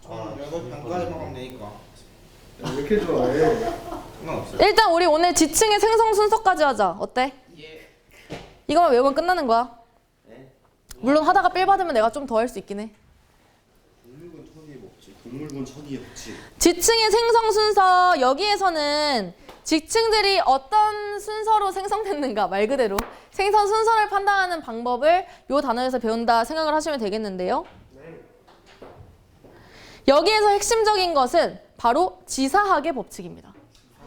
지사학 법칙이라고 하는 것은 지층의 생성 순서를 결정하고 요걸 바탕으로 지구 역사를 추론하는 데 가장 기초가 되는 법칙을 지사학 법칙이라고 이야기를 한다. 무슨 법칙? 지사학 법칙. 땅의 역사를 연구하는 학문인 거야. 지사학의 법칙. 오케이? 지사학 법칙은 이렇게 5가지가 있어. 이거는 어떻게 외우냐? 앞글자 따서 얘도 수지, 관, 부동. 이거 내가 연인 수지, 뭐 물론 세상에 수지는 많으니까 뭐라고 얘기를 하냐면 수지가 관에 들어가서 부동 자세로 있다. 박수. 뭐라고? 수지, 관부동. 관에 들어가서 부동 자세로 있다. 관에 들어가서 움직이지 않는 거야. 이미 죽었다는 의미인 거지. 수지, 관부동. 수지, 관부동. 여기서 수는 수평태적의 법칙. 지는 지층로중의 법칙. 관, 관유의 법칙. 부, 정화의 법칙. 동, 동물 천이의 법칙. 이거 뭐 생물군 천이의 법칙이라고도 얘기를 해요. 하나씩 살펴볼게. 다시 앞글자 따서 뭐라고 했다고? 수, 지, 관, 부, 동. 봐봐. 이렇게 기억 잘한다니까. 대면의 판도 아직까지 기억하잖아. 수지관부동도 너희가 분명 이걸 들으면서 대충격을 받았을 거란 말이지. 수지관부동. 이미지 연상법.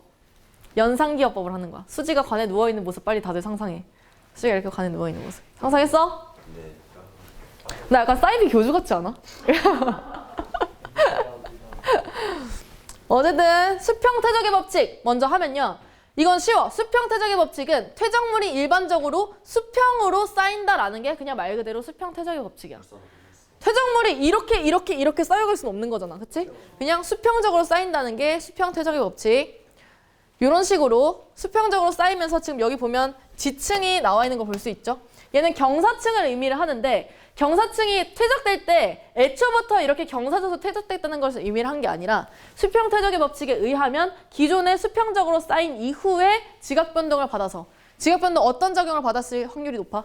습곡작용을 받았을 확률이 높겠죠. 그런 지각변동 혹은 단층작용 이런 것들을 받아서 얘들이 이렇게 휘어졌다라고 판단하는 것이 바로 기본적인 수평퇴적의 법칙이라는 지사학 법칙으로 이렇게 지층의 생성 순서를 판단하는 방법이다라고 얘기할 수 있는 거야. 두 번째는 지층 누중의 법칙. 얘는 아래쪽 지층이 위쪽보다 먼저 퇴적됐다는 법칙이야. 이건 너무너무 쉬워. 햄버거 만들 때 아래쪽부터 빵부터 먼저 싸? 아니면 고기부터 먼저 싸? 빵 쌓고 그 다음 뭐 쌓을까? 양상추? 그 다음 뭐야? 패티 2장 아니냐? 참깨빵. 그치? 참깨빵 위에 순생각 패티 2장? 그래서 또 양상추, 치즈, 피클, 양파 하고서 마지막에 위에 빵 덮어주면 되는 거지. 그런 것처럼 바닥에 있는 애들부터 먼저 쌓였다는 것이 그냥 말 그대로 지층 누중의 법칙이에요. 굉장히 쉬운 얘기죠. 그래서 아래쪽으로 갈수록 나이가 많은 지층, 위에 있는 지층일수록 나이가 젊은 지층이다 라고 판단을 할 수가 있는 거지. 하지만 우리 아까 전에 여기 봤던 횡화습곡, 얘 무슨 습곡? 횡화습곡에서도 보는 것처럼 실제로 얘네가 너무 급격하게 휘어진 경우에는 특정한 부분을 본다면 역전층처럼 보일 수가 있지만 이것은 기존에 위쪽부터 쌓이고 아래쪽에 쌓였다는 것을 의미를 하는 게 아니라 차곡차곡 쌓였는데 지층이 휘어지면서 역전된 것처럼 보이는 것이다 라고 얘기를 해야 되는 거겠죠. 그렇죠? 그래서 퇴적구조, 우리 앞에서 봤었던 사층리, 연흔, 건열, 점이층리 혹은 화석, 뭐 고생대 화석이 원래 밑에 있어야 되는데 신생대 화석보다 위에 있다거나 이런 걸 보고서 지층의 생성 순서를 판단할 수 있다라는 것. 세 번째는 관입의 법칙이에요. 방금 관입한 것처럼 관입의 법칙은 관입한 암석이 관입을 당한 암석보다 나중에 생성됐다. 즉 관입 자체가 이 기존의 지층이 만들어지고 나서 이후에 관입됐다라고 하는 것이 관입의 법칙. 쉽죠? 네 번째는 부정합 법칙. 이미 부정합은 정의로 그냥 끝나는 거야. 보면 부정합면 경계로 상하지층 사이의 시간 간격이 굉장히 크다라는 것이 부정합의 법칙. 마지막 동물군 천위의 법칙 혹은 생물군 천위의 법칙. 이것은 퇴적 시기가 달랐을 때 당연히 지층에서 발견되는 화석도 다르다. 고생대 때 퇴적된 지층에는 어떤 화석이 있게? 고생대 화석이 있을 것이고, 신생대 때 퇴적된 지층에는 신생대 화석이 있을 것이고, 중생대 때 퇴적된 지층에는 중생대 화석이 있다라고 하는 것이 그냥 동물군 천위의 법칙이다라고 얘기할 수가 있어요. 쉽지? 지사학 법칙 5가지. 첫 글자 따서 뭐라고? 수지, 관부동. 수는 수평, 퇴적의 법칙. 지층 누중의 법칙. 관입의 법칙. 부정합 법칙. 동물 천위의 법칙. 그치? 그런 법칙. 퇴적물은 일반적으로 수평으로 쌓인다. 무슨 법칙? 수평 퇴적의 법칙. 퇴적 시기가 다르면 발견되는 화석도 다르다. 동물군 천위의 법칙. 관입 화암석은 관입 당한 애보다 나중에 생성됐다. 관입의 법칙. 부정화면의 경계로 상하지층 사이의 시간이 크다. 부정화의 법칙. 아래쪽 지층은 위쪽 지층보다 먼저 퇴적됐다. 지층 누중의 법칙. 너무너무 쉽죠? 이거 할까 말까? 1, 2, 3. 어떻게 생성됐어? 지층 누중. 수평. 일단 지금 여기에 있는 지층이 차곡차곡 수평적으로 쌓였죠. 기본적으로 일단 보면 무슨 퇴적의 법칙? 수평 퇴적의 법칙 따르고 있는 것이고, 두 번째 아래 쌓인 지층이 더 오래됐어? 위에 쌓인 지층이 더 오래됐어? 아래 쌓인 지층이 더 오래됐다는 무슨 법칙? 지층 누중의 법칙도 여기에 포함되어 있을 것이고, 세 번째 얘들은 마그마가 어떻게 한 거야? 관입한 거지. 얘들은 무슨 법칙?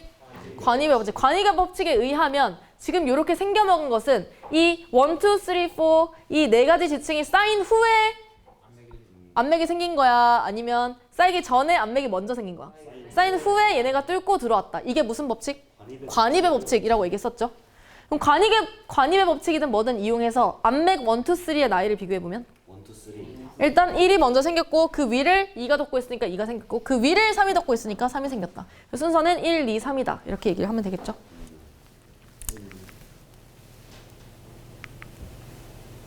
넘어갈게. 와. 자, 지사법칙 5가지를 말해보시오. 수지관부동, 수, 관태적의 법칙, 지, 빨리, 관입의 법칙, 부, 정의 법칙, 동, 물군 천리의 법칙. 일단 다 외웠어. 두 번째는 지층 대비. 이건 쉬워. 금방 할게. 10분 안에 끝내줄게. 지층 대비라고 하는 것은 여러 지역에 있는 지층을 서로 비교해서 얘들의 퇴적 시기 누가 더 먼저 쌓였고 누가 더 나중에 쌓였고를 비교하는 것. 말 그대로 지층을 비교하는 것 자체를 지층 대비라고 얘기를 하는 거예요. 쉽죠?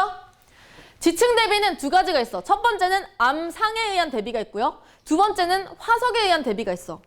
암상에 의한 대비는 말 그대로 암석의 종류라든지 조직이라든지 지질구조 이런 것들의 특징을 비교하면서 이제 대비하는 것을 암상에 의한 대비라고 얘기를 하는데요. 여기서 가장 핵심적인 것이 바로 열쇠층 혹은 키층 혹은 건층이라고 얘기를 합니다. 부르는 이름이 3가지나 있어. 열쇠층, 건층, 키층. 이렇게 3가지. 열쇠를 영어로 하면 뭐야? 키. 그래서 키층이라고 얘기를 하는 거야.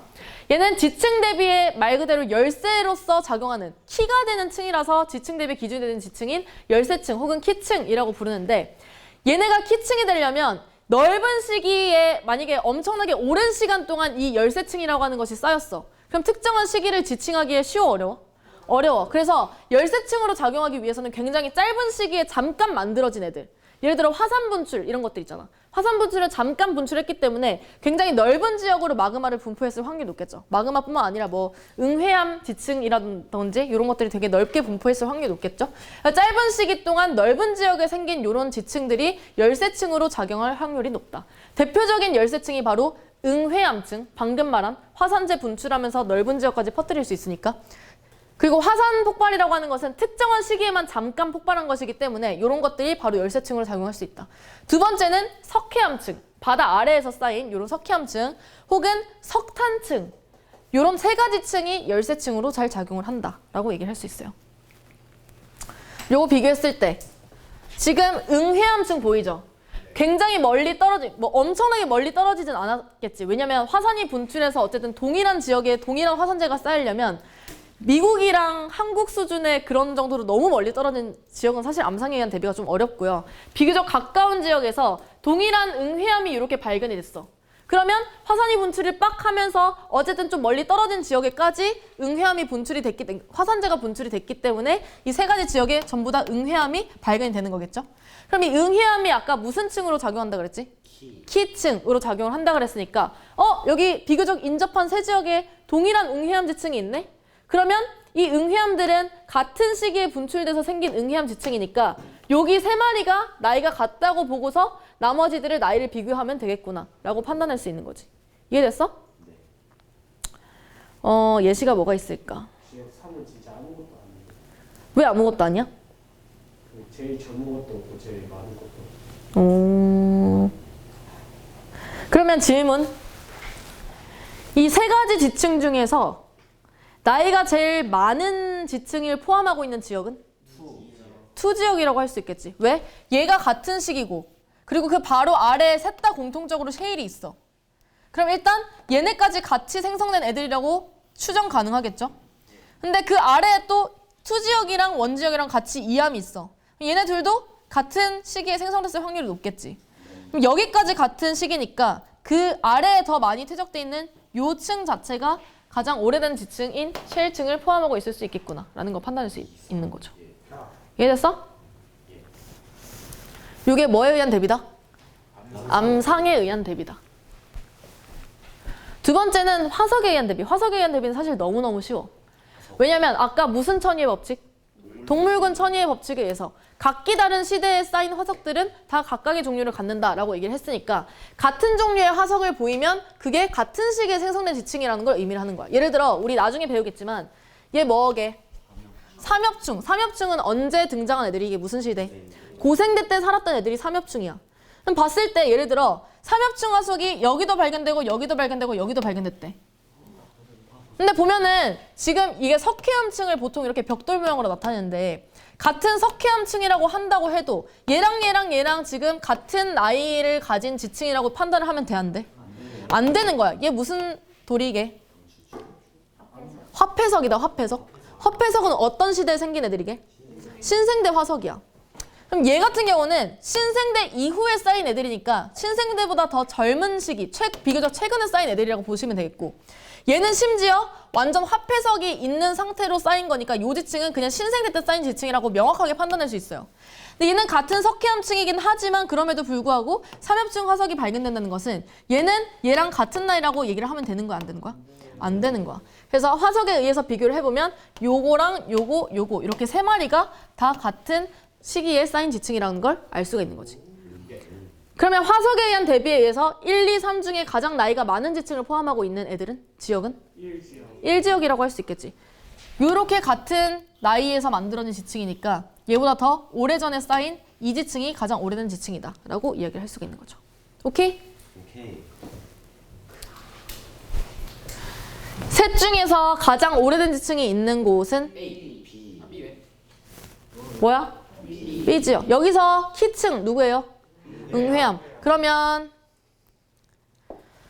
휴. 동일한 나이를 비교를 해보면 빨리 나와라. 요렇게 이을 수 있겠죠. 응회암의 위층과 아래층. 요렇게 이을 수 있겠죠. 얘네가 같은 나이라는 걸 의미하니까 가장 얘들을 기준으로 해서 더 아래쪽으로 많이 쌓인 요층에 있는 곳이 가장 오래된 지층이 있는 곳이다.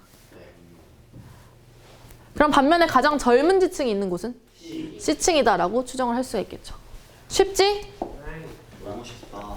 얘는 뭐에 의한 대비? 암상. 암상에 의한 대비인 것이고, 반면에 답이 나와버렸네. 화석. 이렇게 화석을 보고서 판단하는 것은 뭐에 의한 대비? 화석에 의한 대비다 라고 볼 수가 있겠죠. 그래서 이런 것처럼 지층이나 암석의 생성 시기와 지질학적 사건이 발생 순서를 상대적으로 나타내는 것. 누가 더 먼저 생겼고 누가 나중에 생겼고, 우리 방금 암성에 의한 대비, 화석에 의한 대비하면서 ABC 중에 어떤 층이 가장 나이가 많고 이런 거 했었잖아. 그런 것처럼 여러 지층을 비교해서 상대적으로 이 발생 순서를 나타내는 것을 우리는 상대 연령이라고 얘기를 하고요. 이 상대 연령을 판단할 때는 우리가 앞서 봤었던 수지 관부동, 지사학의 법칙을 적용해서 이 상대 연령을 판단할 수 있다라고 얘기를 할 수가 있습니다. 이거만 하고 마치자. 생성 순서 봐봐. 변성작용 받은 부분 이렇게 나와 있죠. 얘가 관입된 애라는 걸 의미를 하겠죠. 생성 순서를 말해본다면 I, H, G, E, D, F 생기고 무슨 작용 일어났게? 융기 일어나고 풍화침식 일어났다가 침강에서 뭐 생겼어? C? 부정한 면이 생기고 다시 물 아래로 왔으니까 그 위에 C 생기고 B 생기고 A 생겼다. 이렇게 판단할 수 있겠죠. 지층의 상대 연령이란 지층이나 암석의 무엇과 지질학적 사건의 발생 순서를 상대적으로 나타낸 걸까요? 살짝 어려운데? 발생 순서. 이건 좀 약간 억지다. 지층이나 암석의 생성 시기와 지질학적 사건의 발생 순서를 상대적으로 나타낸 것이다. 여기를 빈칸을 뚫어놨어야 좀 적당한 게 아니었을까? 상대적. 아닌가? 그래서 오늘 상대 연령까지 지층 대비는 지층을 서로 비교해서 퇴적식의 선후 관계를 판단하는 것, 암상에 의한 대비, 화석에 의한 대비. 암상에 의한 대비에서는 뭐가 중요하다? 키층, 열세층, 건층이 중요하다. 건층으로 작용하는 것들 어떤 것들? 응회암층, 석회암층, 석탄층 이런 것들인데 보통 대표적으로 응회암층이 굉장히 많이 나와. 그래서 암상에 의한 대비는 어쨌든 화산 분출에 의해서 키층이 생기려면 비교적 가까운 지역에 의해 동일한 화산에 의해서 응회암층이 같이 생겼겠죠. 그래서 암상에 의한 대비는 비교적 가까운 지역에서 할 수 있는 대비고요. 반면에 화석에 의한 대비는 어쨌든 딱 이 화석이 발견되면 무조건 그 시기에 퇴적된 애들이기 때문에 먼 지역까지도 화석에 의한 대비는 가능하다. 이때 같은 종류의 표준화석, 표준화석이 뭐게? 표준화석. 시기를 알려주는 화석을 표준화석이라고 얘기를 하고 환경을 알려주는 화석은 시상화석이라고 얘기를 해. 나중에 다음에 한번 다시 물어볼게. 그리고 상대 연령이란 이런 발생 순서를 상대적으로 나타낸 나이를 상대 연령이라고 얘기를 한다. 라는 것까지.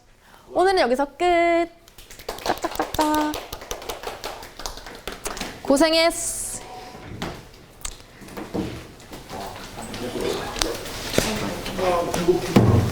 배고프다. 밥 못 먹겠네.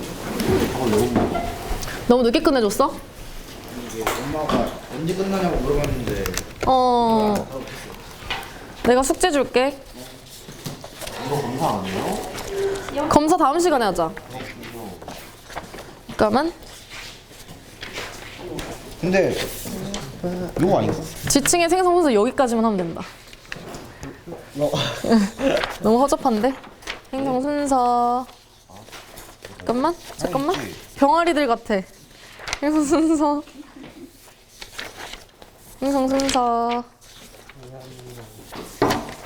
이용.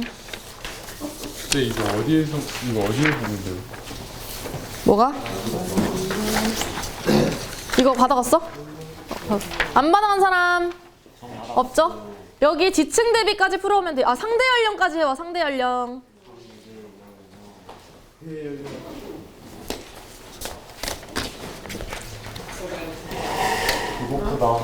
편집하세요.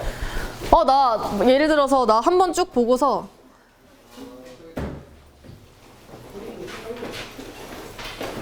전 지금처럼 성우가 옷 갈아입는 장면은 안 나와요.